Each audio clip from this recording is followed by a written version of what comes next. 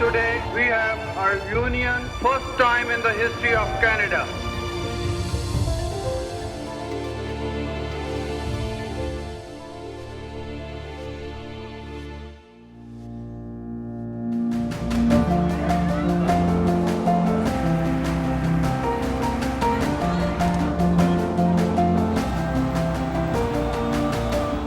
British Columbia is home to one of North America's great labor traditions and a rich and vibrant labor history that is second to none.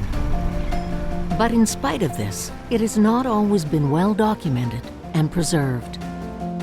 In 2003, a group of BC labor activists set out to do something about it. This ad hoc committee, chaired by Jack Monroe, came together to brainstorm the creation of the BC Labour Heritage Centre. I think there was probably about 20 plus the first meeting we had, many retired trade unionists. And Jack came with his idea of a Labour Heritage Centre, an actual building, and getting the labour movement engaged with that, getting the other community engaged with that. It really was about building a building in Burnaby. The building was about having architectural designs and layouts that would promote the whole idea of labour history. So it came together relatively quickly once Jack started to push that idea. Unfortunately, it eventually became clear the cost to design, construct, and operate a facility was too great, and a new idea came to the forefront. We began to realize that, while a building in Burnaby would be wonderful, it doesn't necessarily mean that the person from Fort St. John or Prince Rupert would ever see it. So we began to think a lot more about what we could do in a more of a provincial way so that you can get it out into the province. And so that made the thinking kind of evolve from that whole building idea to where we're actually moving out and making history live and more engaging in the province. In 2004, the BC Labour Heritage Centre Society was created with a mandate to preserve, document, and present the rich history of working people in British Columbia. The Society partners on projects that help define and express the role that work and workers have played in the evolution of social policy that shaped our province. One of the first projects was the installation of plaques around the perimeter of the Vancouver Trade and Convention Centre. These plaques highlight workers and their contributions to the building of British Columbia. Today, there are a total of 61 plaques, and they have become a well-known attraction on the Vancouver waterfront. Two video-based projects also began at this time. The first, created in partnership with WorkSafe BC, is a series that tells the stories of workers and workplaces in British Columbia, with a special focus on workplace health and safety. This ongoing series is now 12 videos in total. The other video series is a set of 30 vignettes produced in partnership with the Knowledge Network under the title Working People, A History of Labor in British Columbia. This series was aired in the fall of 2013, and the vignettes soon became a popular resource in labor education programs and BC public schools. In the spring of 2013, Jack Monroe became very ill and unable to continue in his duties. Ken Nowakowski, who had been on the board since 2010, stepped in to replace him. Sadly, Jack passed away in the fall of 2013.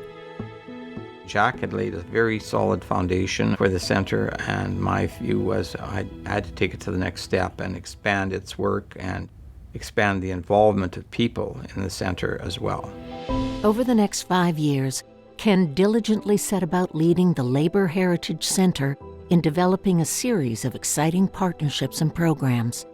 These included the Labour History Curriculum Project, in which teaching materials focused on labour history and labour rights were developed with BC teachers for use in secondary schools. The development of an updated Vancouver Labour History Walking Tour booklet. Once the new booklet was produced, the Labour Heritage Centre began promoting and conducting walking tours using the booklet. In the fall of 2016, the Labour Heritage Centre initiated the Plaques Around the Province project, which involved installing bronze plaques to commemorate important labour events across BC. In addition, an online map was created that identifies over 180 plaques or memorials to working people or their unions around the province. Before his passing, Jack Monroe had championed the idea of creating a BC labour history book. Over the subsequent years, under Ken's dedicated leadership, the project took shape. In 2018, with $250,000 in development money and sponsorship from the Community Savings Credit Union, the book, On the Line, A History of the British Columbia Labour Movement by Rod Mickleborough, was published. Thousands of copies of this book have been sold, and hundreds of copies have been donated to secondary schools and public libraries throughout BC. It was an unbelievable feeling, a huge accomplishment for the centre to actually have this book, to be selling it, and to have it out there for people to read the story on what they have done and what they lived through and what they accomplished. An oral history project has also been initiated, in which the words and stories of former leaders and union activists are recorded, transcribed, and preserved. We were building a movement during the 60s and 70s. And the Day of Mourning Schools project, a program that teaches high school students, many of them young workers, their basic workplace health and safety rights. In 2019, after 6 productive years at the helm of the BC Labour Heritage Centre, Ken Nowakowski retired and was replaced by Joey Hartman. The BC Labour Heritage Centre is positioned now to be a very well-sustained organization.